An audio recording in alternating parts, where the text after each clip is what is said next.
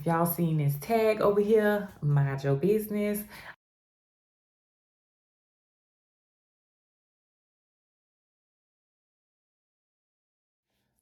I'm gonna just let you go out because you get on my nerves. Ugh. Hey, you guys. Welcome back to my channel. It is Muriel and I'm back today with a new video. Today's video, I will be discussing my progress since my hair transplant. I got a hair transplant back in November 2021. So if this video is something you're interested in, please continue to watch. So I got a hair transplant back in 2021.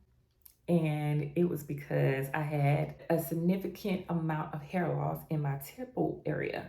So I've tried oil, all kind of oil, everybody on Instagram, everybody in the hair store. I've tried all kind of products and I did not have any successful results. So when I was in nursing school back in 2019, that's when I first noticed that I was experiencing a lot of hair loss. And I don't know if it's also contributing to I'm in my late 30s. So I was just like, okay, it'll get better. It didn't get better. So after nursing school, after I graduated, I started looking on the internet, what are women doing with hair loss in the front of their hair? And I went to YouTube because everything's on YouTube. So I YouTube hair loss, hair loss, hair loss.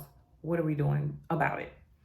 And I came across Amy Luciani or Amy and Mozzie's channel. And Amy documented that she had a hair transplant and she flew out to Fort Lauderdale to have this hair transplant. Now, that was the first time I ever learned that women had hair transplant. I don't know why. I knew that there were always procedures out there for men, but I just really didn't know that there were, I mean, it's obvious, but I did not think that there were procedures for women. So Amy showed a clip of her hair loss and then she showed a clip of her progress, and she has a full head of hair. Y'all go check out her video because, yeah. Anyway, so I looked up the doctors who she went to, which are in Fort Lauderdale, and I'm in Florida. So I reached out to them via email, and they responded right away and emailed me back. And within a day or so, I got a Zoom interview with them. And prior to that Zoom interview, they asked me to take pictures of my hair and then send it to them, which I did. So we did a Zoom consultation. And basically they told me I had alopecia, and one of the proven successful results would be to have a hair transplant. But I would see a decent amount of results. So they told me the amount of the procedure, and it was out of my budget at that time. I was just like, let me just do my research. Because if there's them who's doing the hair transplant, I'm sure there's thousands of other businesses that are doing hair transplant or some type of hair restoration. So I went to Bosley. I went to a local, plastic surgeon who draws your blood and separates it and then get the serum from the blood that's been separated and then inject it back into your scalp. Well, I didn't see many people of my color getting that procedure done, and I didn't see a lot of reviews on that, so I didn't do that as well. I looked at a lot of things. I took a lot of vitamins. I still take vitamins. I took a lot of oils and used a lot of products from everybody that I can think of on Instagram, in the beauty store. Nothing worked for me. So over the last 2.5 years, I've been doing my research. So I got my notes here.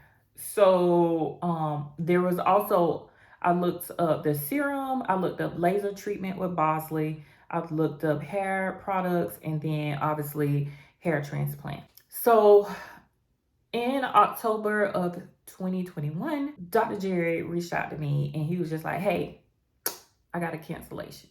and you've been wanting a hair transplant for the last 2 years. How about you come in and I give you a deal? Y'all, he not gonna give y'all a deal.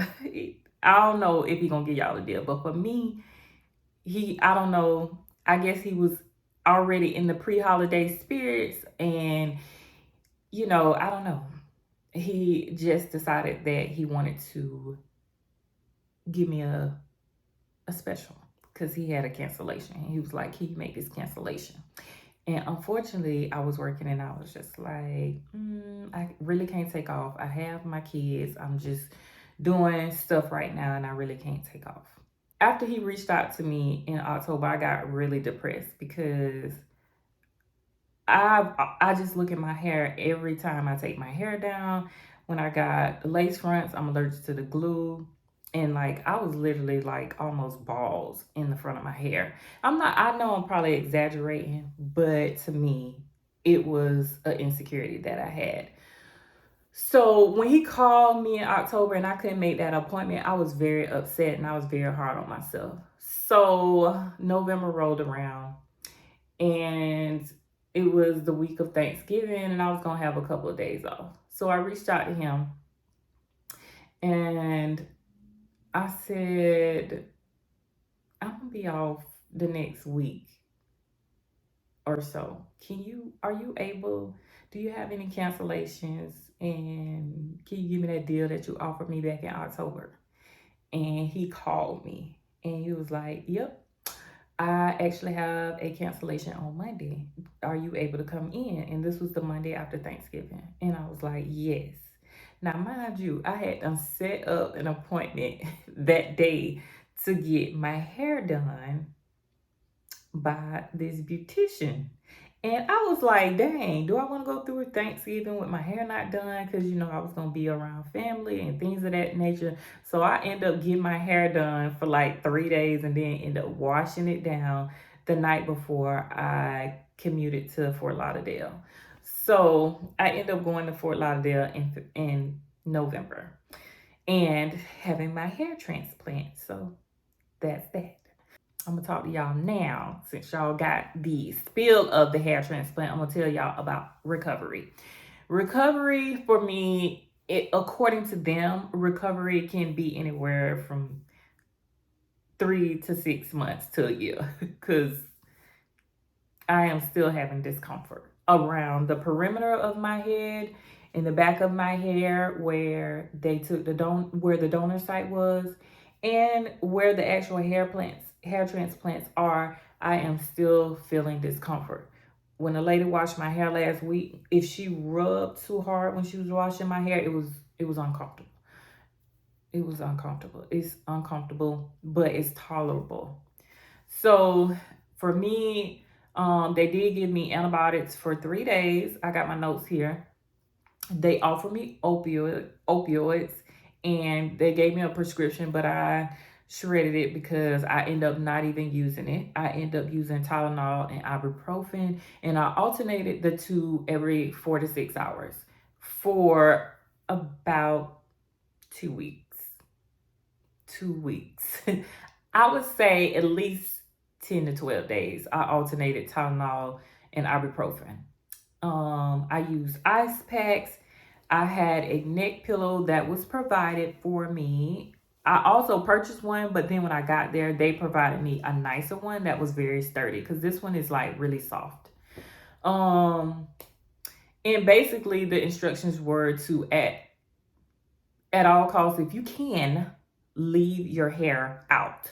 Let your hair air out. Walk through the house. Don't wear nothing on it. Just let it air out. For me, dropping the kids off from school, running errands, I'm a single parent. I have to go in and out of the store. So I would like wear something like this and then I cut it in the back. And then I would tie a scarf over my head really lightly.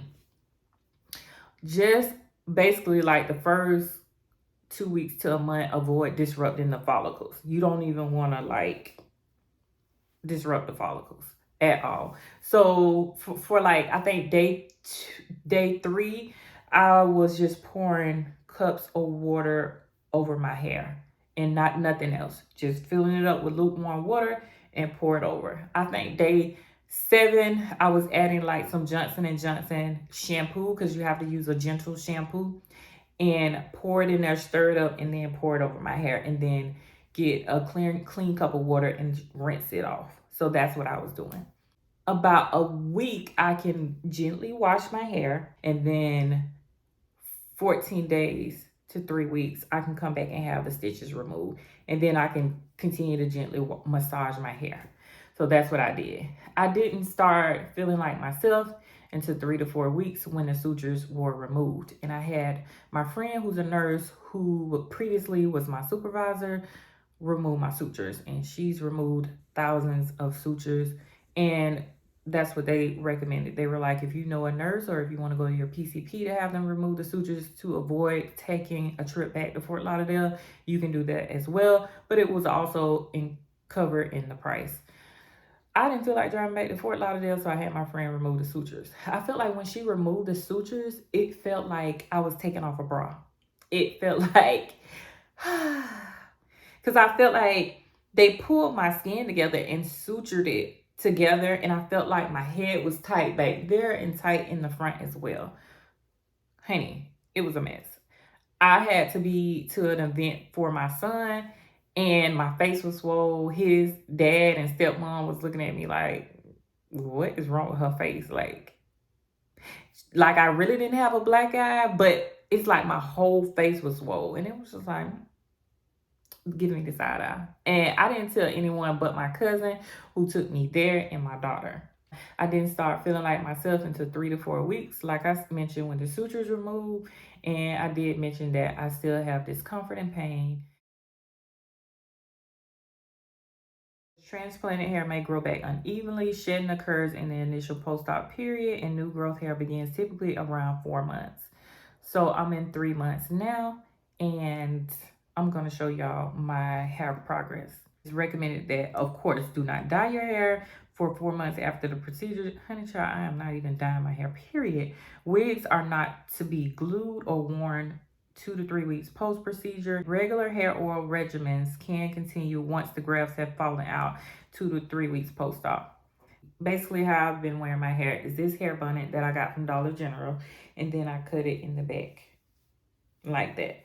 And then if I go to work, I'll wear like my scrub cap, and if I go out in public, I will wear like silk wraps or hair scarves or hats, very loosened hats. And pretty much that's what I've been doing. So let me show you guys my hair transplant. This is my hair. And I experienced loss right up in here on both sides, right up in here. But of course, they can't just do hair transplant right here. And even just me touching it, it still feels numb. Like, I feel it, but I feel some numbness as well. So they had to do the front of my hair so that it will hopefully grow in evenly. So they did the front of my hair. I do have a widow's peak, and he asked me, did I want my widow's peak? I know it looks strange, but Amy had a widow's peak as well, and the same doctor did her transplant as well. Her hair does not look like the outline how it looks now. I know y'all like, what in the heck? Her hair does not look like this, and I have a widow's peak, and I did want him to follow my natural hairline. So yeah, this is my natural hairline, and yes, I had a widow's peak. It would probably have looked crazy with me just having like a baby doll hairline, and that's not what I wanted. Just follow my hairline. And I think he did bring the hairline on both sides up a little bit on both sides. And as you can see, I do have some hair coming in. I feel like more is coming up in the front because I've already had hair up in the front. So of course, I see more hair up in the front. But yep, this is my hair transplant. If y'all got any questions, leave them below. If y'all seen this tag over here, mind your business. I might do a Walmart review on this, so stay tuned. And yeah, this is my hair.